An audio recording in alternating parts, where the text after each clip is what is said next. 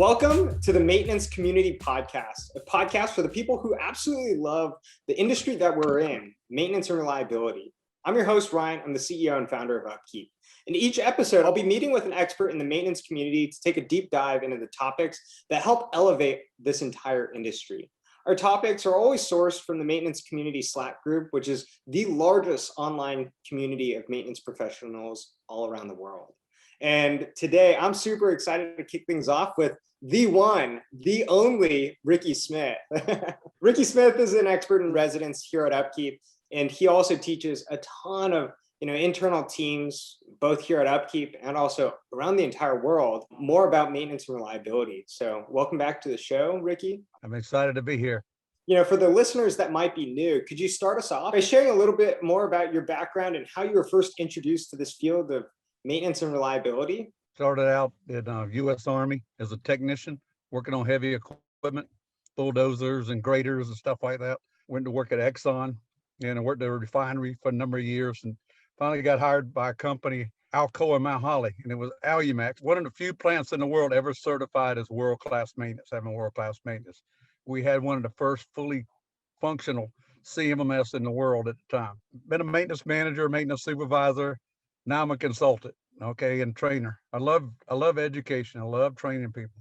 You really dedicated a huge part of your life now, it seems like, to just helping educate others in this space. And a lot of it you do for absolute free, which I couldn't thank you enough for doing that, Ricky. So today's topic is really about training, discussing new technicians entering the workforce. What are some skills and traits that new maintenance technicians should possess? What do I need to have if I want to become a maintenance technician to grow my career in this industry?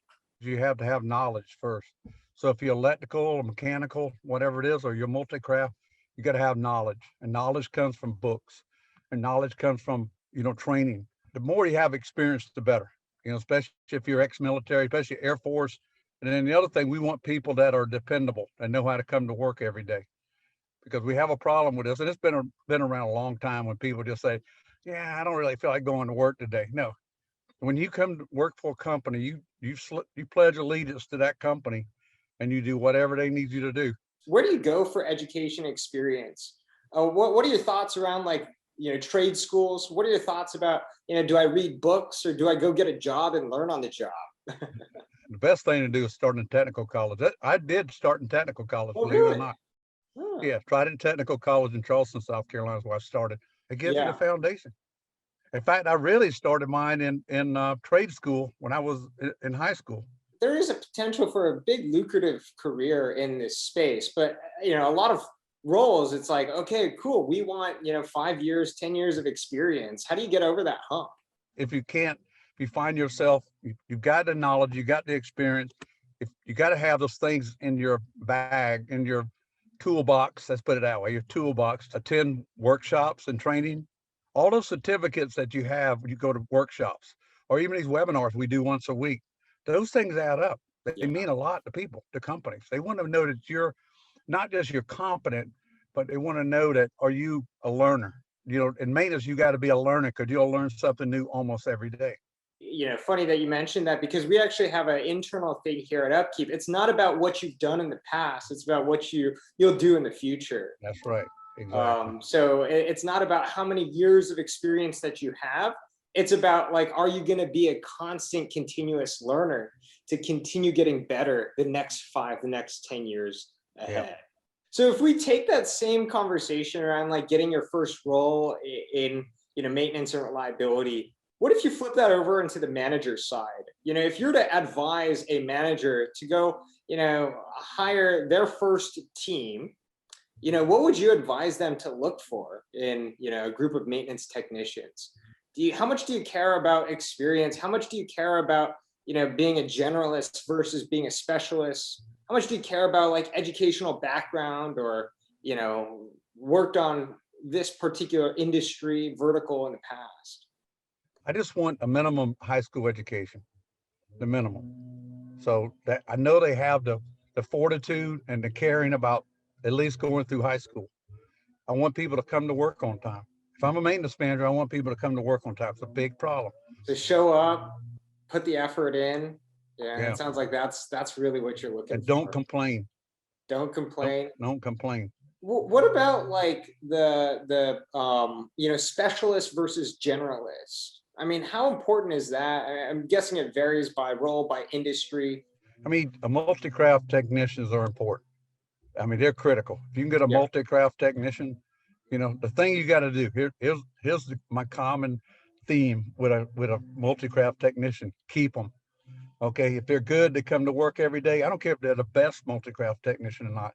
They come to work every day and they're competent. I'm good because they see the whole picture. Yeah. When there's a problem with the machine, you don't have to call an electrician or call a mechanic. They see the whole picture. Multi-craft technicians are definitely, that's where we should be in most organizations. Unfortunately, we don't.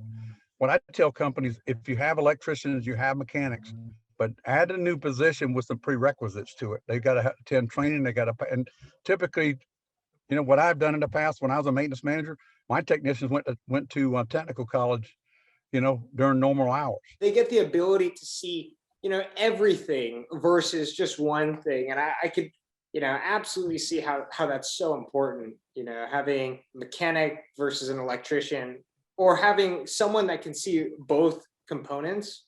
So both sides. Yeah.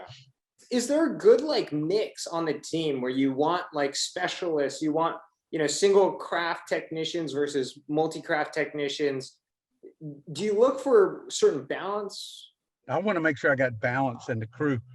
Like with me, we had some advanced hydraulics. So when I hired new technicians, I made sure I hired someone that had at least some basic fundamentals of hydraulics, because we had servo controls and variable displacement pumps and all that.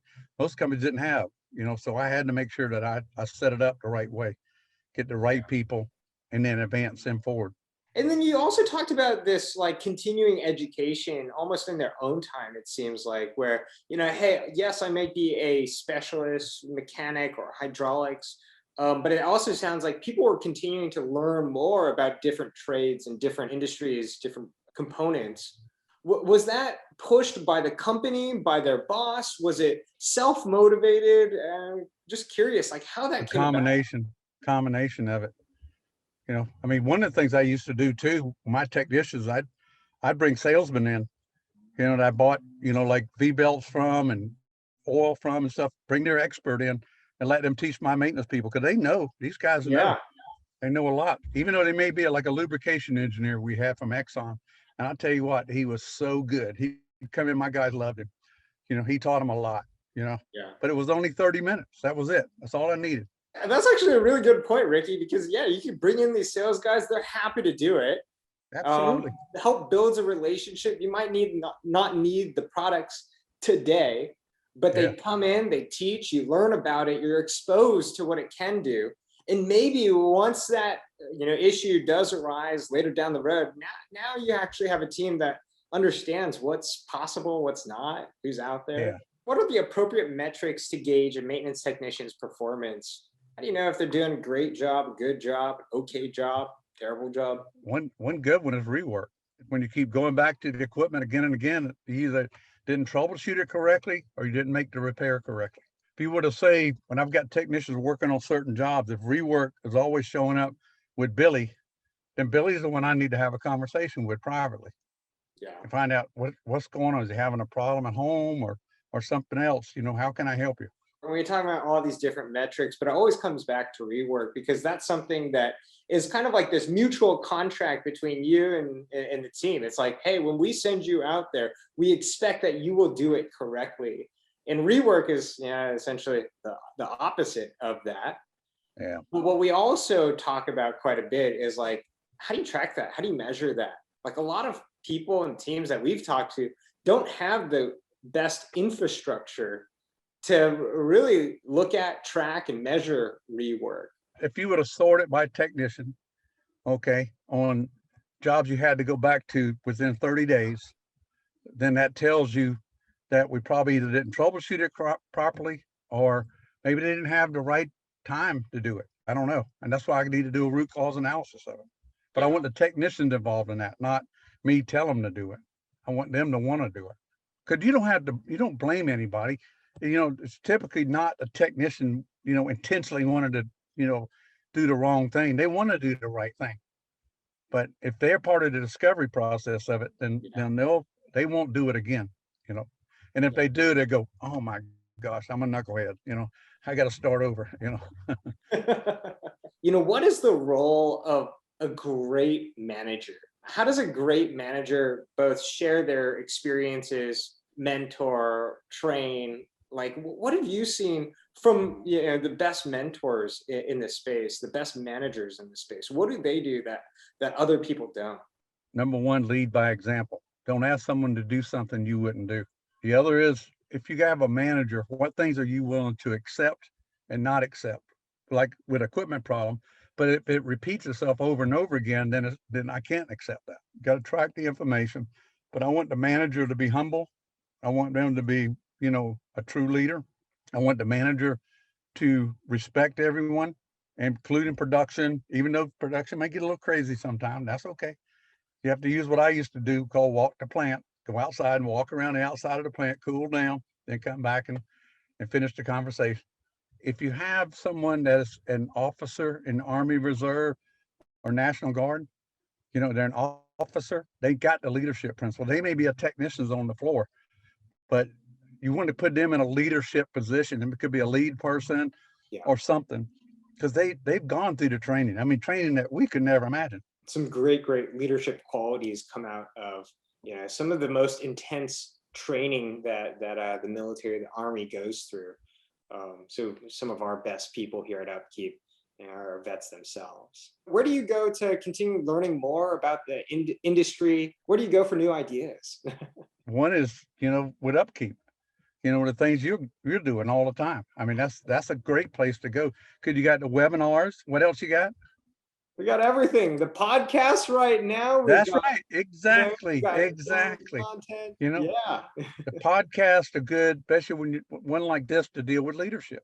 Yeah. Let them understand. Sit down and watch it together. Yeah. Say, okay, what two things did you learn out of this podcast today? Yeah. I didn't learn anything. Okay, never mind. Well, hopefully our listeners learned a few. No, they wouldn't be saying that. They wouldn't be saying that. And then the webinars that we do every week. Yeah. LinkedIn, if you're not a member of LinkedIn, you need to be on LinkedIn. Yeah. I mean, LinkedIn is the #1 for maintenance and reliability professionals. I don't know if I got 23,000 people, followers, with me. They're not on there just to show up every day. They're there just to follow and learn, because it's not just me. I tag other things like from you guys. I put it on my post so they can see it.